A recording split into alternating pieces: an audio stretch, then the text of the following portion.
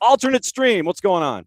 Oh, John, I am so sorry. I know how hard you work on putting such a great podcast together. So I'm about to throw this other computer out. So I'm gonna take a pistol to it after this and put a bunch of bullets in it like Elvis did his TV. It's all good, my friend. It's good to see you. Yes, proper caffeinating and the morning run. It's the way it always is. So you got yours. I've got mine. I've never been a coffee person, but I'm good to go. A couple of things I wanted to get into with you this morning. First and foremost, there's this thing, I don't know if folks have heard of it, called the World Cup, and it's common. And Houston's going to be very, very busy. What's the vibes when the announcement came on Friday about matches and all the matches that are going to be there? What's the vibe been like there in Houston? Yeah, I get the sense that it's become a little bit more real to people. Now you have storylines, things you can talk about, teams.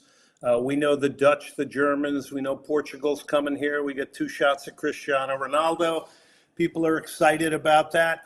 We have 2 million soccer fans here, and they come from all over the world. I think they're all very in tune to it. But Houston's turned into a massive city. I mean, there's probably I'm just taking a stab here, but 7.5 to 8 million people here. And in the last couple of years, I mean, you can sense as somebody that's lived here, how many more people are here just based on traffic and getting around and everything.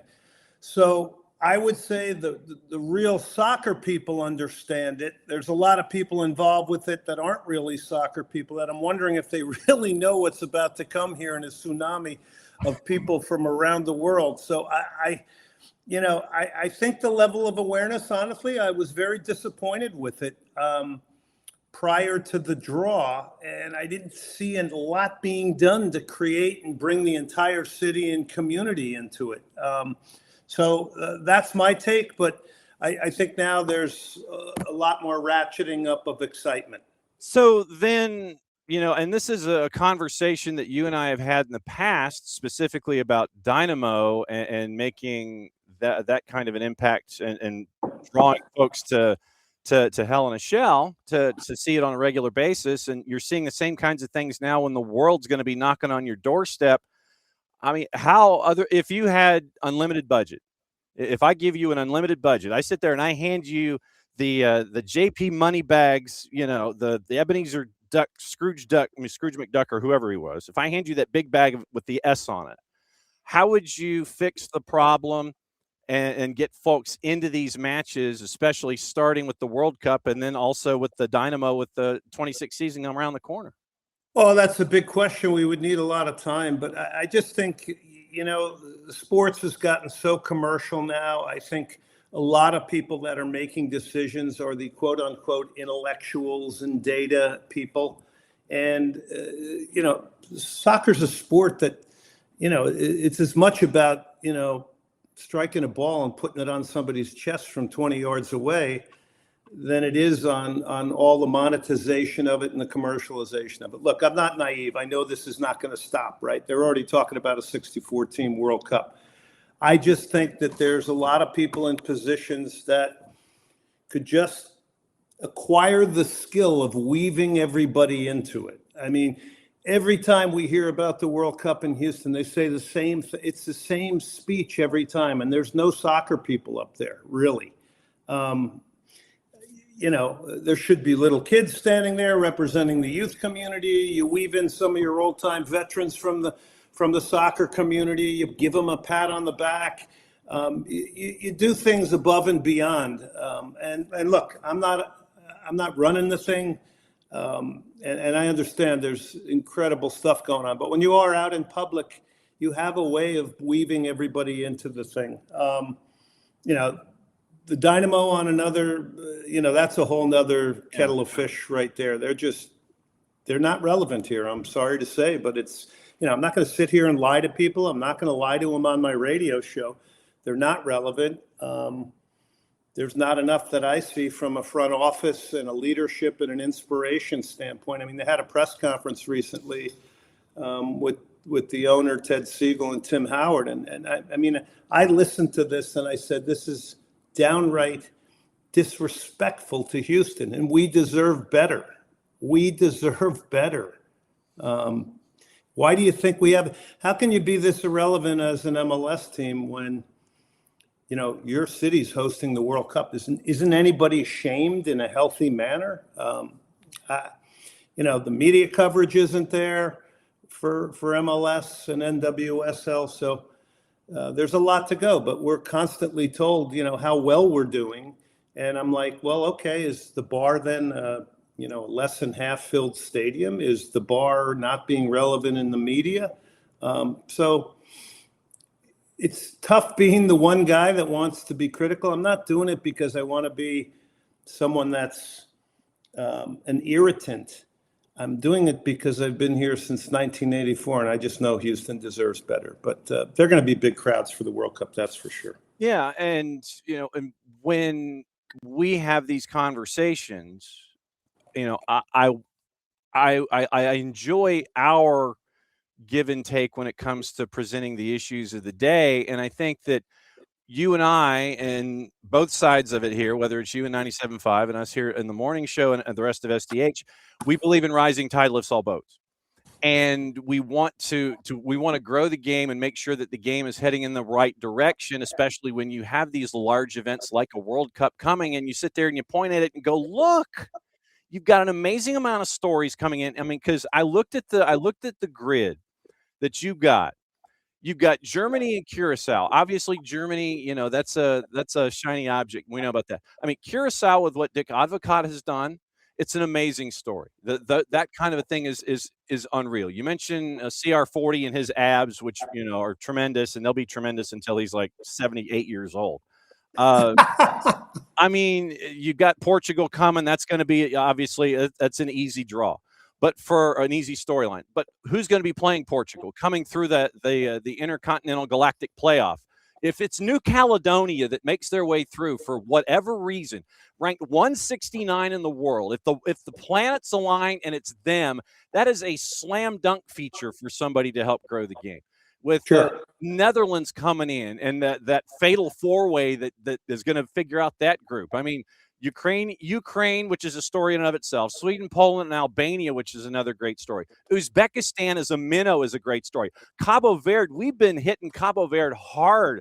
I mean, we had Pico Lopez on draft day. Steven Moreira with the crew is there. Saudi Arabia is always injury. So there's a lot of stories that you can grab onto that are coming into you. I'm getting goosebumps talking about this because I'm not fired up. But I mean, it's great storylines that people can hang on to, even if you're not a sicko like us, that you can grasp onto here to help grow the game. Yeah, no question. That's what comes with the expansion to 48 teams, right? You're getting these incredible moments for these smaller countries, and you know, like Cape Verde. I mean, I'm sure there's a lot of people that had to go to a map and find out that Cape Verde is off of Senegal, and it's basically a volcanic island. You know, so I think those storylines are great. I think it's the yin and yang of competition, though, and meritocracy. I do think we have to be, well, not we, because I'm not making the decision. This is simply my opinion. But, you know, the World Cup, with these great stories, we have to remember there's 72 first round games, group games, 72. That's more than the entire last World Cup. So let's be honest here. We're trying to make this a participatory event. Yeah. It helps monetize it, right? Because the more games, yes, there are great stories, no question about it. But you know, it's all about expansion, commerciality, and getting bigger, and involving more and more. And there's pros and cons to that, I think. I do worry that one day the World Cup, a couple cycles from now, might not be as sacred and as unique as it has been, right? I mean, you can go back and pick out indelible moments in your mind from the World Cup. When you first learned of it, how it affected you, which was your World Cup that kicked off, you know, your excitement and energy and passion around it. You know, I'm sitting here, we have an event with the 1986 World Cup film next Monday, and I'm sitting here thinking, I never forget that side volley that Manuel Negrete hit in Azteca Stadium. and he scissors it and his shoulders dipped and he's flung himself in the air, and just to see that crowd and that reaction. And then in my case, I can go, well, a couple of years later, I played against him when he was on Unam Pumas, and he was like a 5'5" little guy. Then when the ball came to his feet, it was incredible, right? So, I just think the World Cup is special, and I just hope it doesn't lose its sacredness, I mean, that was 24 teams in the 1986 World Cup. Yeah. Now we're up to 48.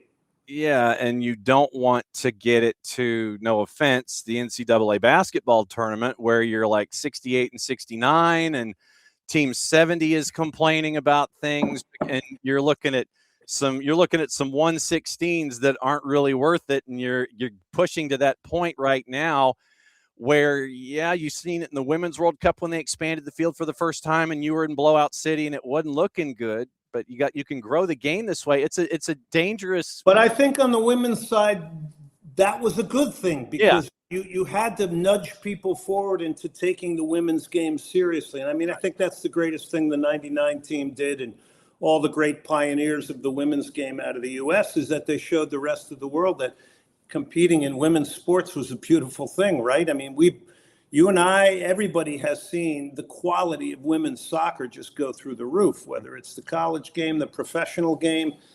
It's incredible. I understood the need for expansion then. Yeah. I understand it now. It's monetization, let's be honest. But listen, not all fans are like you and me either, okay? Yes, a lot of the European fans are.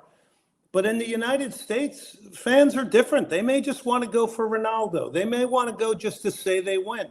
They may want to go, they're watching clips of goals, but they're not necessarily watching full games. So the expansion of it may be good in a way to attract to a lot of people. I guess the hope will be that the sport will gain some new, unique fans, and I don't think there's any question that will happen.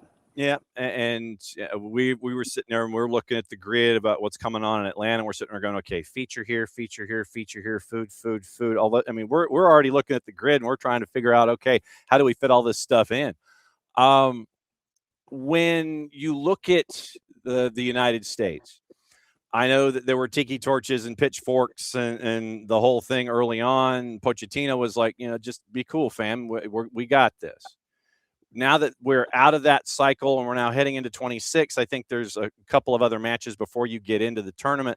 What did you think of Poch's approach, focusing on, I guess, like 13 through 30 and understanding that 1 through 11, we got 1 through 11. Let me work on the other guys and we'll figure out these other spaces. Well, I agree with you. Everybody's quick to judge in the world we live in now. And I think there's also people, firing flaming arrows because they got numbers they want to reach on podcasts and things like that. Yeah. I looked at it and I said, no, you got to give the man time. Number one, be thankful we have an unbiased manager in here, right? Somebody that's unbiased coming in, and he's not going to be influenced other than the way he sees things, him and his staff. Yes, they had to turn around the culture. You can see he's preaching team. Nobody steps outside of that container. Play for the shirt. That's pretty Argentine, right? Yeah. I mean, if there's ever a country that's passionate about playing for their jersey, they're as good as any, right? So why don't we be quiet and maybe follow the leader a little bit? It seems like that's happening. I think the Gold Cup and the absence of Christian Pulisic, even though that was a big topic in the media, the absence of others allowed others to grow. And he ran with some guys like Max Arfston, Matt Freese. There's other examples there of players that got a lot of run and playing time that in the beginning people were like, oh, why are these guys getting? Well, now they're bona fide guys that are going to make the roster, likely going to play for sure. And now you've broadened out the depth. And there's nothing better than watching a U.S. national team put a beat down on Uruguay 5-1, while guys like Anthony Robinson, Christian Pulisic, Tyler Adams, Chris Richards are all on the outside watching that, okay? That is what you call healthiness for a squad. So I think he's doing an exceptional job. He's going to be judged ultimately on how well they do in the World Cup, but where we are positioned ahead of a lot of really good friendlies before the World Cup, I'm optimistic. How optimistic are you? I'll go ahead and bite. Host nation, team spirit, camaraderie, yeah, players playing in top leagues in the world, guys scoring goals consistently right now. Fowler and Balogun at Monaco, Christian Pulisic 2 against Torino, Ricardo Pepi for PSV in the Champions League. Yeah. Why aren't you optimistic? And Peter Vermees was on one of my shows recently, and he said a really good thing. He said, we got to stop the negative stuff and get behind this team and be, quote unquote, the 12th man. I don't know if Texas A&M was the first to do that, but I have a feeling there's a lot of people who use it.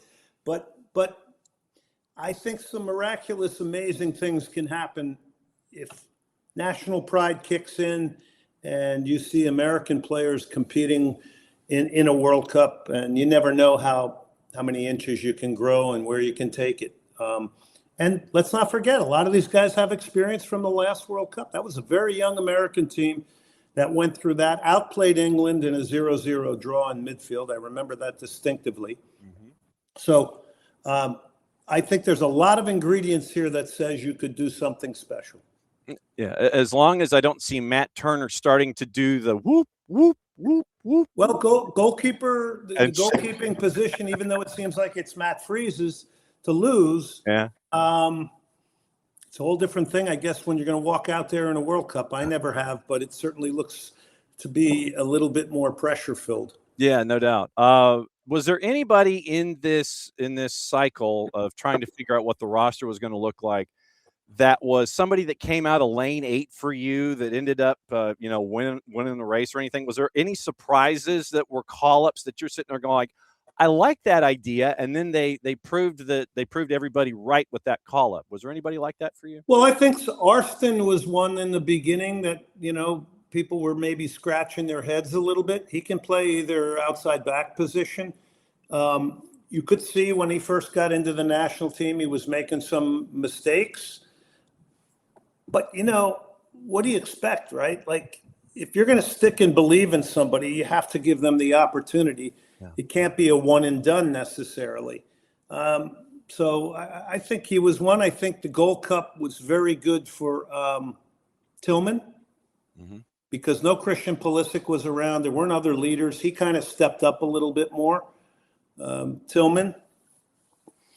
I'm wondering what's going to happen with Alex Zendejas, who always plays very well for Club America. I want to see if he's going to ultimately make the roster. I think the other thing that propelled this whole situation was moving to a 3-back, 3 center backs. Yep. If you're not happy with 2, sometimes you go with 3, right? And you've got the wide players to do it. If it's technically Anthony Robinson and Dest, then you have Arston as maybe a backup. I mean, who knows? We're just playing around here with the lineup, but I do think they're good options. And I think that was a really a good move by Pochettino to go to a 3-back system. And if he wants Tim Ream on the field for certain games, you put him in between 2 athletic guys, or maybe you play him on the left. That might be a little bit more risky, but I think he's got options there. Yep, catching up with our buddy Glenn Davis, Soccer Matters at 97.5 in Houston, and he's sporting a T-shirt, by the way. There you go. Yeah, shameless promotion. Nothing wrong with that, brother. One right there. When you're the Lone Ranger, you have to do your. You know this very well. You look great in that studio, but there's a lot of work that goes behind getting the word out about your show and obviously producing it and putting it on the air. I mean, I've had a radio show for over 20 years on a major station. I'm on at 6:00 at night now on Tuesdays and Wednesdays, and then the show gets podcasted. But what people don't know is I've had to buy my airtime for 20 years. So that means I have to write a check every month to the station, and then I better go out and sell it. And there's been time periods where selling soccer was easier than others. It'll probably be easier now with the World Cup coming, right? And over 500,000 people coming here. But I think people forget that, it's kind of creating your own job. But I got into it because I was calling MLS in the early years, and I'd fly home on a Sunday and I'm like, man, there's no soccer talk. I mean, we got to do something. Mm-hmm. Got to do something. So I went to public radio, got a show on there. Soccer fit the mission statement, and then took it to mainstream radio, and the rest is 22-year history. Yeah. Well, I mean, you're just getting started, brother. Come on now.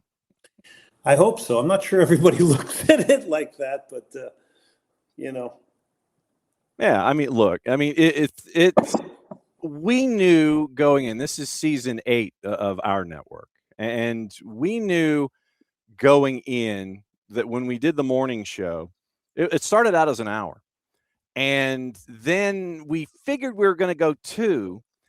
We just didn't know we were going to go 2 after 8 months.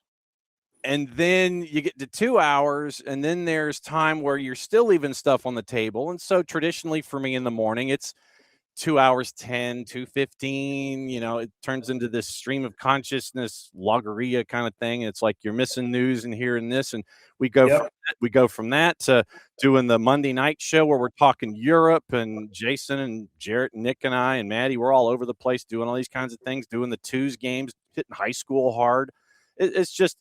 It's amazing to see all the different avenues that you can grab onto and sit there and try to grow the game. And I mean, it's safe to say, from my perspective anyway, you're one of the guys that was the first one onto the track. You're one of the flag bearers for this whole thing, and we're just trying to sit there and be right there with you as a good steward for the game, regardless of where we're discussing it, whether it's about Atlanta, whether it's about the stuff here in the U.S. or internationally. We're just trying to be good stewards like you've been. Well, it's all off of passion. I think that's how it all gets started, especially from my generation. I agree with you. It's a tremendous way to grow the sport, shine the light on things that are going on locally. We have so many kids that grow up here and use soccer in Houston that, are coaching, the head coach of Notre Dame, head coach of Connecticut. I mean, the stories are amazing. I can't even keep track of all of them, right? I'm calling a ACC women's game the other day, and one of the top players is a young lady from Houston named Leah Klenke, right? I end up on the plane with her parents, but it really is amazing. And the other thing is, we have history back to the late 60s with professional soccer in the Astrodome. Most people don't know this. They can't tell the stories. And I just want to make sure that some of the storytelling about Houston and its soccer history and the city, etc., is not left to the hands of the people in suits, because they don't know it. Mm-hmm. They don't know it. And I want Houston to get its due.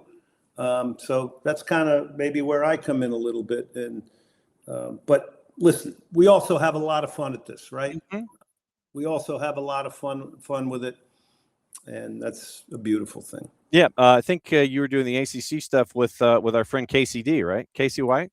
Oh yeah, she's exceptional. She just did the national championship with FSU. She does a great job. I enjoy working with her. Yeah, KCD comes in on Tuesdays, and she's one of our regular pundit types. She joined us from LaGuardia on Tuesday when she was trying to go from one place. Yeah, literally, she's walking through the concourse. She's got the headphones on and everything.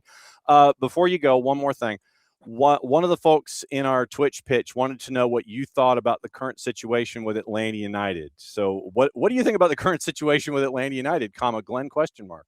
Well, I'd be excited. You're bringing back Tata, right? So I would be excited with the new manager coming back. I was surprised to see it nosedive for the time period it did. I've been lucky enough to call games in that stadium. And I mean, I walked in there, and then comparatively to what I see regularly, there are just certain markets in MLS that are off the chains, and that was an incredible experience. I don't even think Almiron was playing that night, and the place was still packed. But yeah, I think we're going to keep an eye on it. But I like the storyline of Tata Martino coming back. I haven't looked into the roster much and what's going on with the build and everything. But, it's like we're bringing the band back together a little bit, right? And I think you've got a manager there that the fan base is going to be pretty confident in seeing return. Has that been the reaction? They're excited to see him coming back? Yeah, they're excited to see him come back. Obviously, the Miguel Alma run that you have in version 2.0 is not the version you had in 1.0, because Different. Father Time is undefeated, much like Mother Nature. So it's trying to figure out what's best for Miggy. How do you do things defensively? Do you go three at the back, three center backs, and try to have support? Do you try to be more defensive early just so you get your sea legs with you, then have the offense figure itself out? Those are going to be the questions. And we got free agency starting this week too. So, I mean, it'll be really interesting to see how they fill in those pieces to what Tata and the staff want. Yep. I think it'll be very interesting. And, it's a World Cup year. We're seeing, I think every single day there's going to be really interesting things going on in the world of soccer, and we get to cover it. So how lucky are we? Absolutely true. Hit the promo for me, sir, before you leave. How can folks consume everything Glenn Davis? Oh, you can hit me up on Twitter and Instagram at Glenn Davis Sock, YouTube Soccer Matters, and then we stream the show on Tuesdays and Wednesdays at 6 o'clock Central Time on ESPN 97.5. Now, you realize, of course, you cannot be a stranger now going forward, since we have got back with you and we're trying to do this. I need to get you on my show too. Yeah, and look, you know how to grab a hold of me. Just as long as we can dial it up and knock it out, we'll have fun and we'll crush it. Yeah, no problem, John. Wonderful. I love visiting with you. Good to see you, my friend. Go consume your coffee. We'll catch up with you soon.